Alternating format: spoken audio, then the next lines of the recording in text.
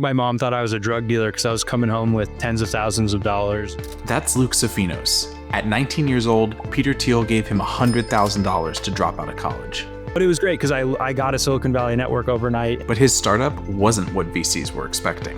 I used to get laughed out of the room. Like, how did you even get this meeting? Eventually, they caught up to what he'd realized. You have to get beyond the open internet to build something really effective. He's the most knowledgeable founder I know about vertical SaaS. So naturally, we talked about why opportunities in SaaS have moved from horizontal solutions to verticalized ones, and why you have to own the transaction layer to build a venture scale vertical SaaS business. Along with his tactical frameworks to identify, build, and grow a vertical SaaS product, all of which he's compiled in the Vertical SaaS Bible. This is Luke Sophinos' founding journey. All right, Luke, great to have you on, man. Thanks for joining. Yeah, thanks for having me, Michael. Appreciate it, man. Yeah, we've known each other a while, but I appreciate you coming on the pod. I want to go back to start with your first startup. So tell me about this like classic tar pit idea that you went after in events, but you actually made work and sort of scaled it up into a meaningful business for thousands of people.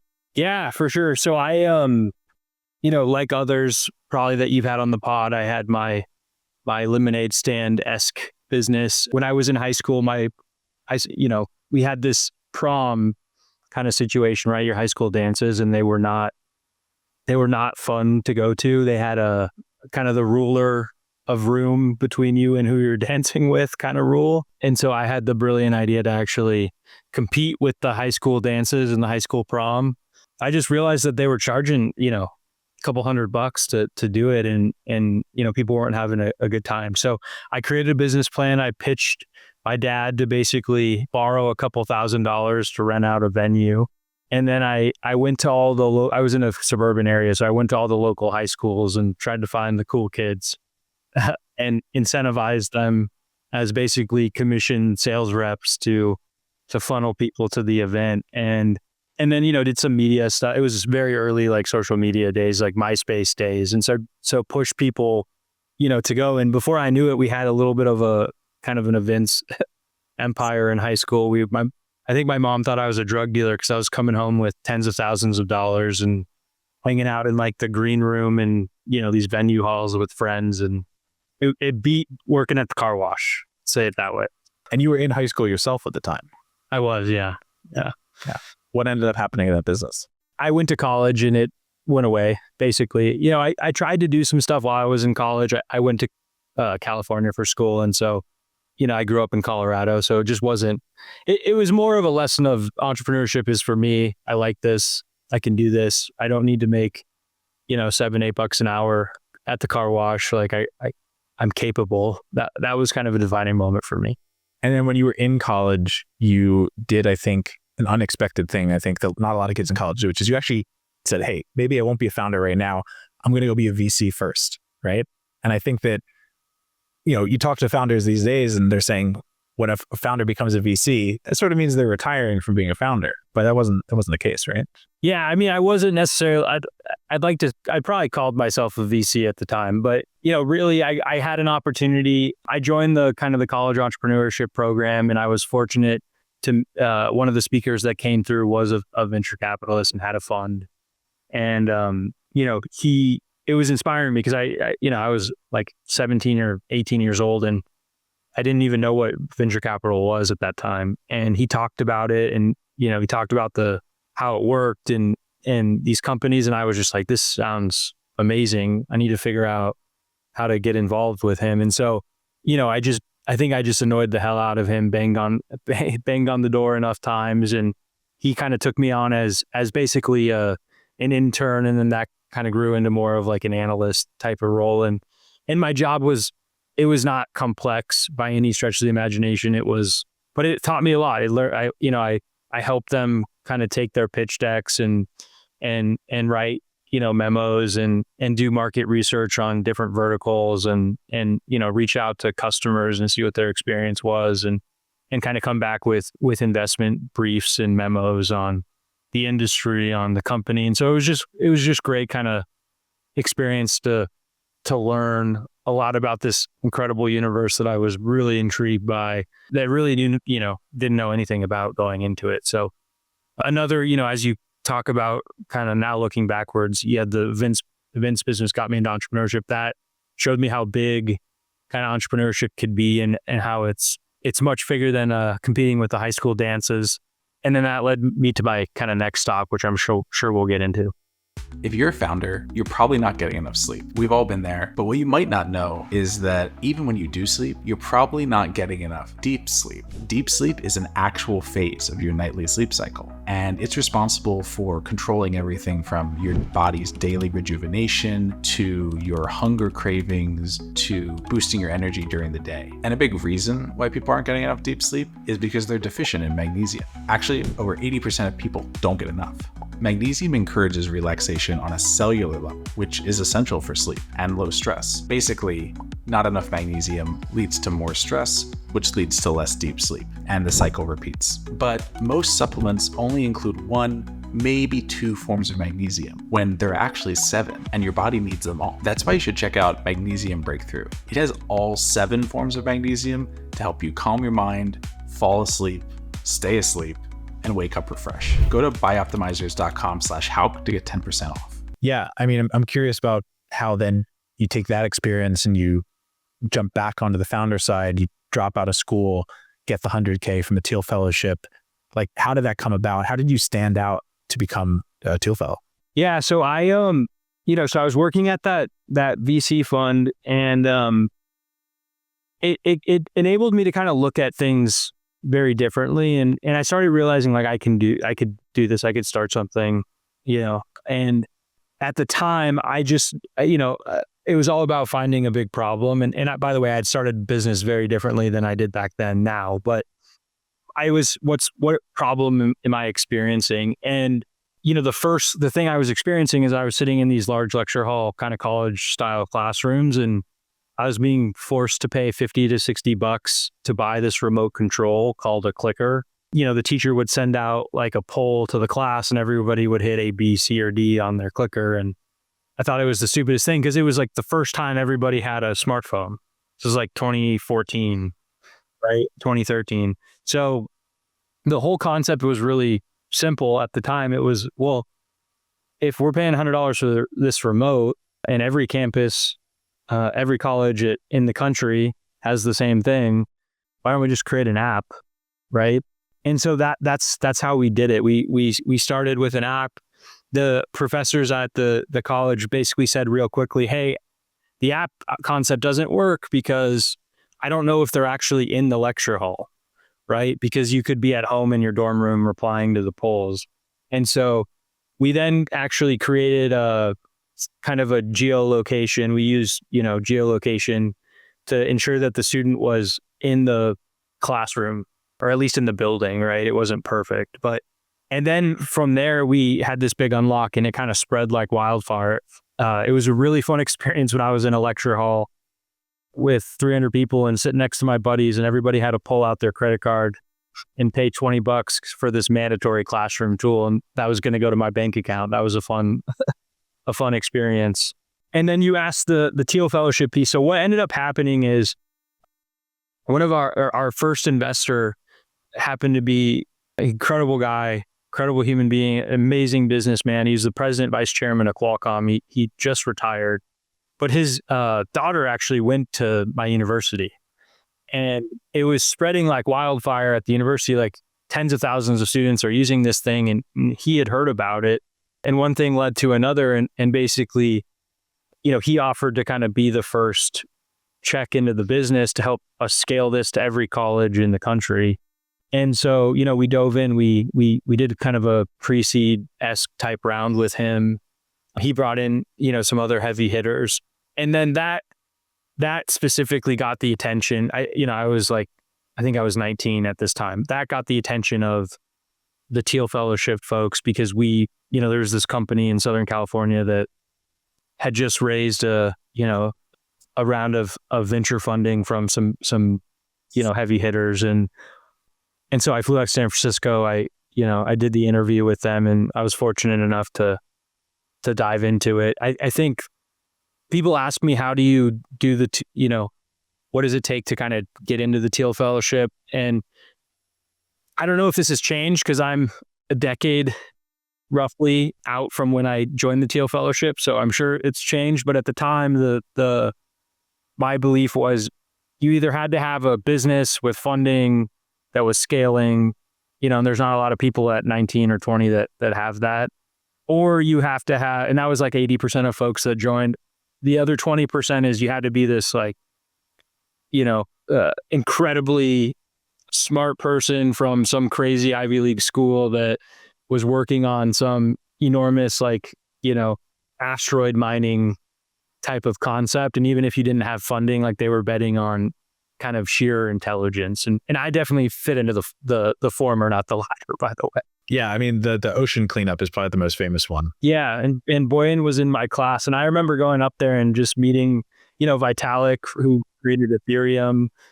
They were talking about cryptocurrency in 2015, and I had created like a classroom app, and I was just like, these kids are on another level. But it was great because I got a Silicon Valley network overnight, and I got to learn and become, peers and friends with a lot of these folks that would go on and have gone on to just do absolutely incredible things. What was it like when they told you that, they're going to give you $100,000 and all they ask is drop out of college? Yeah. Yeah. Honestly, at that time, the only way that we, everything looks simple in hindsight, but we worked so hard because we didn't know anything. We had no experience. We were working 80-hour weeks. I had recruited kind of a ragtag team of folks that would stop at nothing, that had no plan B. We all had chips on our shoulders in some way or fashion to do this thing with me. And so we were like locked in, we were in it. But the Thiel Fellowship was like gravy because we had already raised funding. We were basically full time. I mean, I was going to class, but realistically, I like switched to a very simple major just so I could focus on the business and show up and take tests when I needed to not flunk out. And then when the Thiel Fellowship thing came, like I think I had like 6 units or 2 classes left in college. And so, I jumped into it, and it was awesome. It was a great, and still to this day, like it's really a program of mentorship and network and supporting one another. There's no like defined curriculum or like required events. It's all, they want you to build your business and support you and not get in your way. So it doesn't look at all like a college or education experience. Yeah, I mean, I dropped out of college twice, so I know I know how broken the traditional system is. I guess what gave you the confidence so young though that you did have it figured out to the degree that you'd be able to drop out, not have that safety net, and sort of jump into the Silicon Valley Thiel Fellowship startup arena? Yeah, I mean, I was fortunate in the aspect that my company was funded. I was already all in. I was going for it. I wasn't dropping out without a salary and, a company that I already kind of built up. And so I think I was fortunate in that regard. Maybe phrased differently, how should other founders who have a business evaluate whether they're at that point or not? I think college has changed a lot in the last couple decades, right? But more specifically, it's like changing very drastically more than ever today in the last few years. I mean, I think you have to have a conversation with yourself if you're actually really getting value out of what you're paying. Because, if the answer is like, and by the way, the value doesn't have to be like the classroom value. It could just be, hey, I'm around incredibly smart people. I'm hanging out in the entrepreneurship center or whatever. And I'm getting the value through that. That's fine. It's probably not worth whatever people are paying these days. But I think you have to look in the mirror and say, am I getting the value out of this? Or is there a way to go get that value without spending this amount of money or this amount of time or those things? So I think it's a much different conversation. And I think it's a conversation that like parents need to have with their kids and kids need to have with their parents with like real raw intellectual honesty. Because, we'll get into it, but like we've built kind of the market leader for software in trade schools. And trade schools are like this incredible alternative. They're a path to small business ownership at, a quarter of the cost in 12 months. And I see way more millionaires getting printed from trade schools than I do from traditional education today. So it's a tough thing, but like you got to kind of zig when everybody zags, and you got to have a deep intellectual honesty when you make that call. I remember when I was in high school, I worked as a bank teller, and all the people who came in and had the biggest amounts in their accounts were blue collar, trade school learned small business owners, construction, things like that. So I learned that lesson pretty early on. You know, a lot of people say that the traditional college education system is broken, but I'm curious, someone who's super deep in this space, who's built software in this space, why do you think it's broken? Yeah, I mean, I think the incentives are all screwed up in traditional education. So what do I mean by that? What traditional education is, so I'll give you a parallel and I'll give you a kind of a peek into like the trade school universe that I don't think a lot of people actually know or understand. But trade schools are unique in the fact that they get bucketed under for-profit education. And so for-profit education, if I just told you that on the street, you'd just immediately think like, oh, Degree Mill, online, Crooks, like whatever, University of Phoenix, like not that they are, but just that's what comes to your mind, right? But what's happened with trade schools is no traditional education route has solved the need to go get a credential as a electrician, plumber, mechanic, cosmetologist, etc.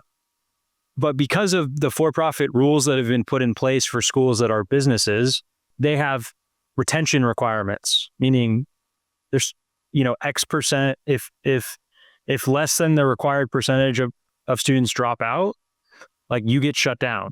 They have placement requirements where you have to actually place students into the workforce in their field of study, like 70, 80%, like substantial percentage numbers. If I look at traditional education, how they get their funding, it's not around any of that. There's no requirements around career or jobs. There's no requirements around retention rates. Like, yeah, they get benchmarked on that, but there's no punishment or lack of funding fulfilling what they're supposed to be fulfilling, what society has asked them to fulfill, which is jobs.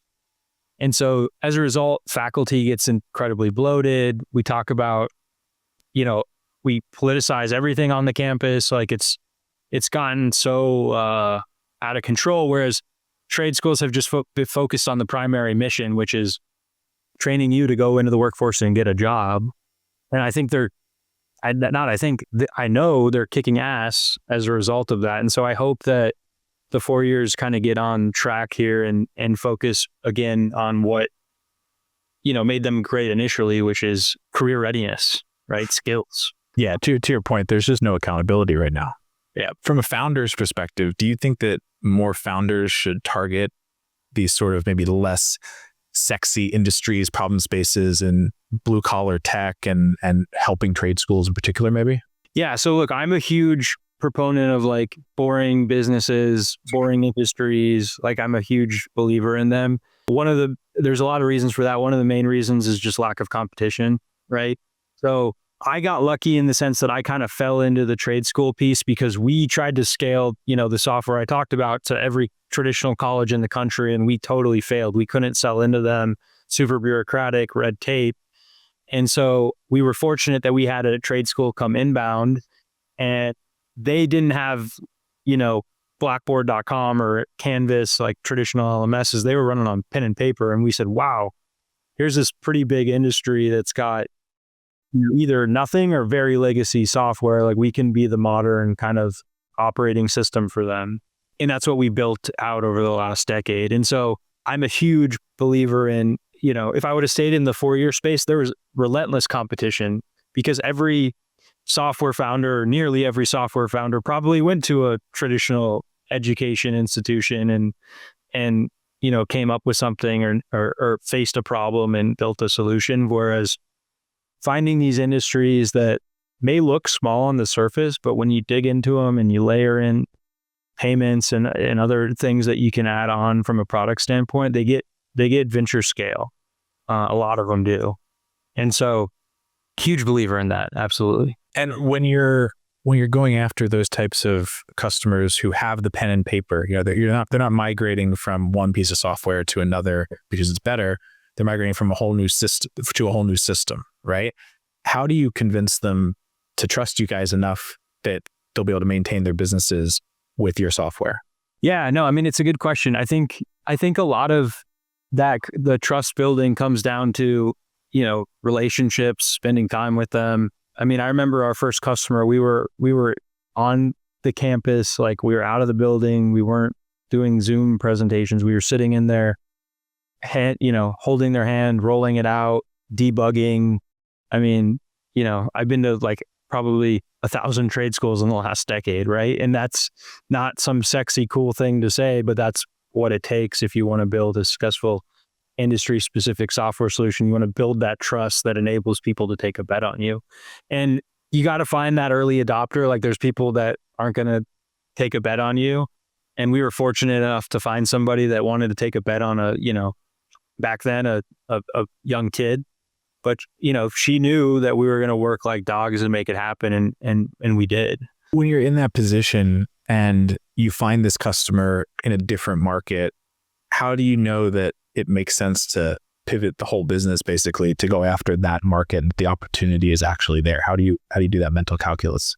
At the time, it was a really easy decision for us. And the reason why is because we had tried to scale to a bunch of customers. We were spending to a bunch of other schools. We were spending a bunch of money and we were totally failing. And the data was very clear and apparent that was happening. And then we had this trade school come inbound that said, hey, instead of all these students like paying you $20 and I'm, collecting, lunch money here, lunch money there, right? This school is going to pay us $200,000 a year on a recurring software model. And by the way, they were telling us that every other school had this problem, and they were actively introducing us to a lot of other schools that had this particular problem. And we were going to the trade shows in the industry and identifying that everybody had this problem. And so it didn't happen overnight, but over like a 6 to 12 month period, it just was like this process, this path makes a lot more sense. It's a lot easier. Like I can feel the product market fit. Like I can feel that they want it, that we don't have competition. They're willing to pay a lot more. And then over here, I'm getting my ass handed to me. And so I think that's a common theme though with a lot of founders is you have to be open and explore when you don't have product market fit yet, industries beyond just the one that you think was the right initial starting point. And then you go from there. So obviously CourseKey is a vertical SaaS product. You talk a lot about vertical SaaS more broadly on X and on social media and through your newsletter. Break it down for the audience here. Like, what is the difference between vertical SaaS and traditional SaaS? And we can get deeper into it from there. Yeah, sure. So, at a 1,000-foot view, vertical software is just industry-specific software. So it's software built for businesses in one industry. So if you're building software for veterinarians, right? Or if you're building software for machine shops, or if you're building software for, gyms or trade schools, that's the general overview. Horizontal software is what gets most of the press. It's the most sexy thing. It's, what everybody talks about, which is anybody can use it. That's at least the pitch. I think that's not the reality. But so an example of, and by the way, there's a ton of fantastic horizontal software companies, so it's not a knock on them, but it's things like DocuSign, right? It doesn't matter what industry you're in, you could probably use DocuSign. So any sort of kind of business software that is broad in its application that any industry can leverage it. Something like Notion. Like ClickUp. Yeah, totally. So I guess why do you see vertical SaaS opportunities as being more attractive maybe right now and going forward in the next decade than horizontal SaaS? Yeah, I mean, so there's a couple things for that, but the main reason is because vertical SaaS creates a much better customer experience. It's tailored to the user. It's built for them and their business processes and their workflows and the things that they experience every single day. When you leverage horizontal software, you basically have to shoehorn in a solution and try to make it work for you. And that's not the case in vertical SaaS. So does it make sense that the first 10 to kind of 20 years were much more bent towards horizontal software? Yeah, because software wasn't commoditized yet, right? And so founders, rightfully so, were chasing big market sizes, right? So like e-signature is a lot bigger market size than e-signature for trade schools, right? But as software has gotten more and more commoditized, like my kind of belief is that to build a successful business today requires relentless focus on one particular industry. And the reason being is that it's going to create a better experience for the customer, and those customers are going to choose you every time over a horizontal solution. Building an audience is a full-time job, or at least it can feel like that when you're busy running your startup. But with AI making software easier to build, getting distribution is more important than ever.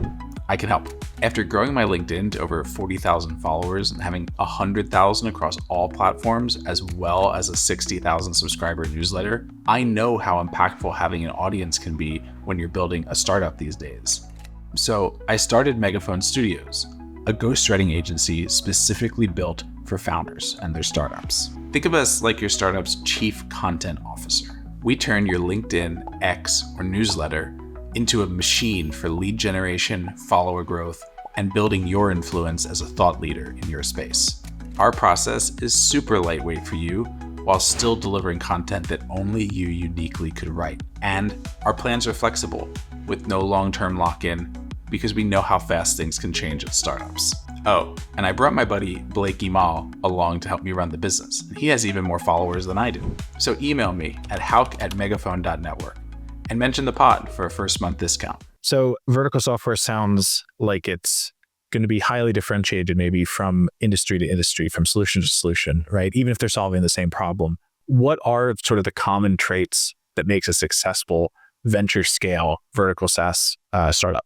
Yeah, no, it's a great question. So I think there's a couple things. The first thing that I like to point people in the direction of is a successful wedge product is what I call it. So obviously within most verticals, they want kind of a one-stop shop, one software solution that they can use for everything, specifically in industries that lack like IT resources or engineers, right? Like a laundromat, right? Like a laundromat would probably want to use just one software tool versus 25. I think a successful wedge product is important because it's really hard to build a one-stop shop out of the gate and do it well, right? And so when I say wedge product, it's like, what's the first thing that you're going to start with that's going to get you in the door? It's going to be a reputation prover. It's easy to implement. It's easy to get to a quick win, and you can scale that to a lot of different businesses within that vertical quickly. And then you can take that, learn more about the customer, learn more. What's the second big problem that you can solve? Or what's a bigger revenue generating product that you can solve, right? You move into multi-product. So the second common trait after the successful wedge product is multi-product offering. So the only way to build a venture scale business when you're going after one industry in almost all cases is going multi-product, which is very counterintuitive, by the way, to what you'll hear in horizontal software, right? Do one thing, do it the best. It's actually not the case in SaaS. You have to add multiple modules as fast as you can, which is really tough to pull off. So that's number two. Number three is post going multi-product. You need to be able to evolve into a platform. You need to eventually be able to evolve into kind of the operating system or the OS of this particular space. Hypercritical. If somebody else evolves into the OS before you, you're eventually going to get your lunch eaten. Because like I said, back to the laundromat example, they want one piece of software in a lot of these industries or one vendor to work with. The final piece that is probably the most important, and it can come before the third one, is you need to be able to monetize on the transaction. And so what I mean by that is almost every vertical SaaS business of significant size owns the payments workflow, right? And so they actually own the transaction, they own the movement of money. And when you own the movement of money, you can actually take a percentage of the movement of money. And so your market size can become 10 times, 50 times, 100 times. I've seen 1,000 times bigger because of that. So if I'm selling, I'll give you a good example. If I'm selling to restaurants, right? So Toast is a famous restaurant vertical SaaS solution. It's the market leader. If you go into a restaurant, they're probably on Toast. I think I'm going to use rough numbers. I think there's like 1 million restaurants in the US, roughly. If Toast just tried to sell $10 a month software to restaurants, and there's 1 million of them, right? We're looking at $120 million market size. I don't know if I'm doing the math correctly, but it's not a big market size. But those 1 million restaurants, I think, do like hundreds and hundreds of billions, potentially like $1 trillion worth of revenue. Someone in the comments will give us all the right numbers. Or if all of a sudden I'm getting a percent and a half by being the point of sale solution in the restaurant market, well, now I look like toast and I'm going public and my stock's ripping and I'm building a massive, multi-billion-dollar company. So you have to own the transaction if you want to build a venture scale business. And that's common, by the way, in every single large vertical SaaS business is the lion's share of the revenue kind of over time becomes their payments or their fintech offering. If a founder is looking at a new market and they're thinking about building a vertical SaaS company in it, do they basically need to say, okay, is there already a one-stop shop player who has a percentage of the transaction in this space or not? Is it that binary? So there's a couple ways to think about it. One is you have to decide what kind of business do you want to build. Do you want to build a venture scale business, right? Do you want to raise a bunch of money and you want to go for the moon? Or do you want to build a bootstrap business? Because if you're going to build a bootstrap business, there's nothing saying that you need to get into the kind of the payments workflow, and you can build a great, couple $1 million a year business, maybe, tens of millions of dollars a year business in just kind of SaaS tooling. That's totally a path. If you say to yourself, yeah, I want to build a venture scale business, there's typically kind of two ways that I think about this. When you look at an industry, there's either going to be, when you go into it, there's kind of three things that happen. There's either a large industry, there's like a large legacy software player that owns a good chunk of the market. There's no like kind of key owner of the market. There's a bunch of point solutions or a bunch of kind of 2 or 3, product companies in it. Or three, they're actually leveraging a bunch of horizontal solutions in the market and they're trying to connect them all and make them play together and work for the businesses in that market. Everybody's doing something a little bit differently. But I guess there's a fourth, which is getting more and more rare, or they're doing stuff on pen and paper. And I think it's really important to look at that to determine whether or not to go for it and whether or not you can build something of venture scale or not. That's what I would focus on. Like if there's a modern player that's starting to get up there in market share, it's really tough to build something of serious scale because now you're dealing with rip and replace in every sales conversation that you're having. Why do you think that some people will criticize vertical SaaS for not being venture scale, even though there clearly are venture scale opportunities in the space? Yeah. So, when I was raising money, our last round, we did a Series B in 21, an A in 19 and a seed and pre-seed before that. I used to get laughed out of the room in Silicon Valley. Like, how did you even get this meeting telling me that you're going to build a venture scale business in trade schools? Right. I think the positive for people listening today is most VCs now understand the fintech component, and they understand that you can build a venture scale business in a lot of industries, assuming you can paint the pathway kind of logically to where you're going to own the transaction and you're going to take a piece of the overall revenue flowing through the market. So I think the good news is back then they didn't understand that, and I would try to tell them that, and they didn't get it. Today, I think most VCs get it. So that's positive. I think it's changing, Michael.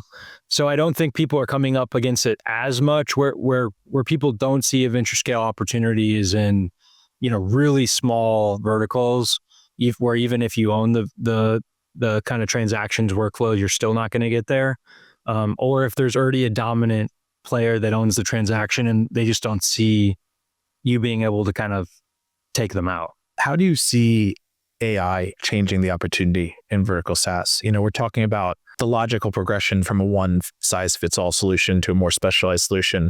It seems like the next logical step there is a personalized solution, right? Klarna, I think, is trying this by replacing some big SaaS vendors with internal tools that they're building. And you can probably take it even further than that. There's even some agencies now offering it to startups. Do you think that's true of where the logical progression is going? And if so, what happens to vertical SaaS opportunities? Yeah, so I think AI, like most people, is going to change literally everything. And what I like to tell people here is, just like we talk about vertical software and horizontal software, we can talk about vertical AI and horizontal AI. So most of the application of AI today is horizontal. And most of the AI tooling that we're using is accessing data from the open internet. The open internet is actually very surface level, if you think about it, right? Here are the top 10 things to do in Denver or New York or whatever. Here's the 5 restaurants to go to. Where all the goldmine of data is for AI is actually in vertical software solutions. They're behind login screens in all sorts of, of industries. And so vertical AI that can actually leverage proprietary, like industry specific data, I think is going to change everything. And where it's going to change everything is in specific job functions, right? So if you actually get to a point where, all of a sudden we have a vertical AI solution for lawyers like Harvey, right? And I'm leveraging a whole kind of proprietary data set around that, that's super intriguing. I think when you think about vertical AI, but I'm a big believer that it's going to change pretty much everything. And when you look at AI, you can look at it the same way as you look at software. So you have horizontal software and vertical software. You have horizontal AI and vertical AI. Most of the application around AI today is horizontal, and it's leveraging data from the open internet. Open internet actually is not super detailed. It's pretty surface level, right? Top 20 things to do here. Here's all the 50 restaurants to go to in your city. Like where all the powerful data is, it's trapped behind login screens from vertical software solutions, right? And so I see vertical AI as a totally next gen, huge opportunity where if you can access kind of proprietary industry data that's not on the open internet, you have an insane advantage to build a behemoth. And where we're seeing most people go, which I think is right, is job specific vertical AI, right? So an example of this would be Harvey, right? With lawyers. So they're actually tapping into the legal software kind of data set or ERP or vertical SaaS solution. And now all of a sudden they're able to do a function of an associate, right? Or a legal analyst. And so the data piece, I think, is the really important critical part here is you have to get beyond the open internet to build something really effective.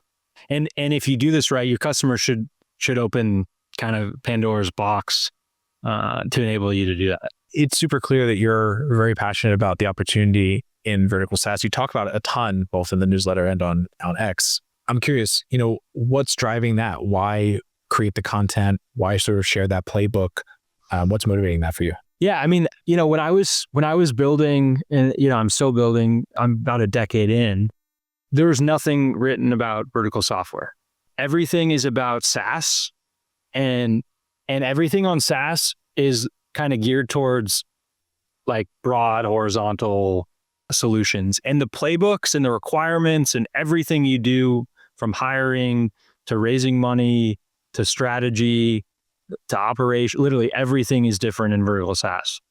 And I made a bunch of decisions based on things that I learned or heard from people that were building, great, successful horizontal SaaS companies that crashed and burned for me on the vertical SaaS side. And, I think at some point it was 2020 or 2021, and I just said, enough's enough. It isn't out there. I've had enough conversations with vertical SaaS founders that share my sentiment. Like, let's just start writing about it. Let's start putting out the playbooks because no one else is. Let's learn from each other. Let's go from each other. Let's figure out, let's enable people to not make the same mistakes that I made or other founders made at that time. So, that's why we do it. And it's just been an awesome way to meet a ton of great, VSaaS founders and folks at all stages of building. And you've compiled a lot of that into the vertical SaaS Bible, right? Yeah. So I basically, I kept getting hit up and saying, hey, is there one place I can go for like everything? And, and I had like a decade worth of vertical SaaS writing. And so, yeah, we package it up and we put it in one singular destination that people can go and leverage. And it's a paid resource because it's literally a decade plus of content. I think it's thousands of pages, but, for those that can't do that, which I understand, my newsletter, all free, can go there and get a ton of great information as well. We'll drop the link to both in the description. I think, by now, throughout this conversation, you've probably convinced a lot of founders to explore or entertain the idea or even just go after a vertical SaaS opportunity that they've been thinking about. For founders who are convinced but haven't started, where should they start? My big belief in this is you have to pick an industry and not a problem. I think we get kind of business building and business creation all wrong, where we hone in on problem sets and not industries. And so my recommendation to folks always is go look at all the industries that are out there. There's a ton of fantastic resources that, the NAICS literally publishes like 1,000+ industries. The Better Business Bureau, I think, has 5,000 industries. And there's a bunch of lists out there on all this stuff. I have 1,000 on in my kind of database. And find one that you're passionate about, go deep, explore it, see where there are opportunities, see where there are problems, see where there are challenges, see what the competition looks like. And if you do that and you kind of do that maniacally, I think you'll find an opportunity. You'll be shocked about how many opportunities are still out there. And then for the people who aren't convinced, what's your pitch to them? Why should they reconsider their opinion? For people that aren't convinced, I usually like to ask a really simple question, which is, when it's your birthday, do you like getting a gift that takes you a few weeks to put together? You got to kind of hodgepodge it this way. Maybe you got to go to the store and get another product, bring it back, try to put it together to get to the outcome you want. Like, that's the world of a lot of businesses and a lot of industries that are shoehorning together kind of vertical SaaS solutions. I think the answer you'd say is, no, I'd rather get the thing that I'd rather open it up and it's built for me, it's meant for me, kind of right out of the gate. So if that doesn't convince you, I don't know what will. Or even just, do you prefer a cake that says happy birthday or happy birthday, Luke? Okay, I also want to touch on fundraising really quick, because you guys have raised, I think, 18 million in equity financing from VCs, but you've also raised, I think, 10 million in debt across 2 different rounds. A lot of traditional advice is that debt is scary, especially when you're on the venture path, super high risk, best to avoid. What made that the right decision for you guys? I think my general kind of rule of thumb with venture and with debt is twofold. One is, I just wrote a post about this, is like, you have to give yourself an escape hatch. Like, I truly believe that. I think too many founders raise at too high valuations. They give up control, and they get put in these situations where it's like, you go big or you go bust. And, when I raised our Series B, like, I had a tough conversation with the fund, and I just said, look, I'm not going to ever put the business in a situation where, like, if we're not still seeing, because at the time we were, the venture opportunity, that we're going to just keep kind of burning and spending money trying to get us back on that path.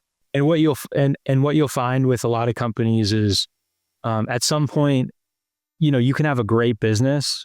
You can have a $10, $20, $30 million a year business that's just not going to meet the needs that a VC needs. And being able to have the escape hatch and press the button and get onto a private equity track where you get profitable and you can sell at, not like the VC type multiples, but still like, 4, 5, 6x type of range. I told that VC we're going to do that, and he was, supportive of that. I think it's really important, regardless of if it's equity or debt, that you have those conversations and you give yourself an escape hatch so you don't end up working 5, 10, 15 years of your life on something that, gets to a good size, but blows up because the incentives aren't aligned. You can still do really well. Your team can still really do well. Your VCs can do well, not in the terms of the economics that they need to experience, but, get their money back or get, a turn or two on their money back. I think that's important. The other thing with the debt is I'd be very cautious of debt.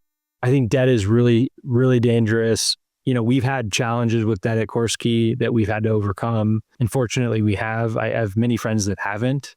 But I think debt can be super appetizing because there's no dilution, right? People will loan you out a lot, like all the way up to kind of a 1-to-1 ARR type of level. But it comes with a lot of things, and you might feel like everything is going up and to the right, and then, it hits you real hard when that isn't the case. And so I think the standard advice that you preface this question with, I would push everyone to follow, which is like, be very cautious with that. Try to not use it if you don't have to. How did you guys work through that? We had a supportive investor base that kind of helped us through some challenging situations when it came to debt. I probably can't share more than that, other than we overcame it, because I don't know what I can or can't, but just be cautious with it. Let's do a couple rapid fire questions at the end here that we like to do. So First one, name an investor who other founders should take capital from and why. Wayne Hugh at Signalfire. Super bright guy. I think he sees the future. Very supportive, helps you through good times and bad, has your back. People I think have heard of Signalfire. I don't know if they've heard of Wayne, but he's tremendous. What's one thing you'd change about the startup world? Less focus on glamour and glitz when it comes to raising money. I'm sure you got that answer so many times, and more focus on revenue. And I think also we're seeing a change here, but bootstrapping is super badass. And the people that can pull that off, it's incredible. And so there's the bootstrap. If you bootstrap successfully, like you are the man or the person. What's your number one piece of advice for a first-time founder? I think it's just being maniacal. Like you just can't stop at nothing. If you don't stop at nothing, you'll get through all the pain in the eating glass, as Elon Musk likes to say. Like you just can't stop. And then last one, this is actually a Peter Thiel one. What's something you believe that most people disagree with you about? Not focusing, basically constantly trying to lessen your market size. Make it smaller and smaller and smaller. So most people obsess over market size, especially investors. I think the more you kind of shrink your market size and the more you hone in and just focus on solving a set of problems for a very defined customer base, the more they can't live without you, and you can definitely kind of accelerate and grow that. It's not about growing your market size, it's about shrinking it. That's a good one. You can increase your leverage with them. Cool. Well, Luke, thanks for coming on, man. This was great. Where can folks find you? Where can they find the Bible? Where can they find everything Vertical SaaS? Yeah, so I'm active on Twitter. It's x.com, at Luke Sophinos. And then I also have a newsletter over at lukesophinos.com. It's SOPHINOS.com. And then I also kind of dropped the Vertical SaaS Bible this year. It's verticalsaasbible.com. Sweet. Well, thanks for coming on, man. Good to see you. Awesome. Thanks for having me. Appreciate it. Thanks for listening. I write up my main takeaways from every conversation and make them available to all of our members at foundingjourney.com, along with a bunch of other perks and more content. If you found this conversation valuable, subscribe to Founding Journey on Spotify, YouTube, Apple Podcasts, or whatever your favorite podcast app is. I post a new episode every Thursday. Also, consider leaving us a rating or a review. As a brand new podcast, this is the best way for us to get out there and founders to find us. See you next time.